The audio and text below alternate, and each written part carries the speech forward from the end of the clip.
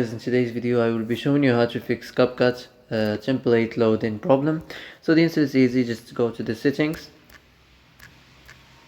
and then scroll down to the apps section and then go to the search and search Capcut,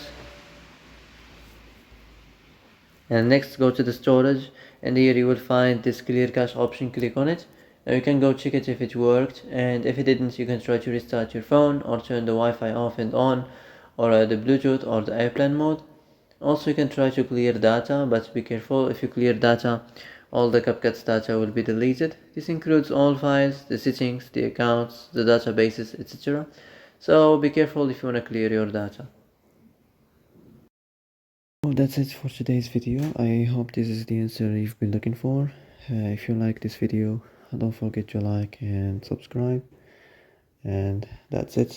See you in the next video.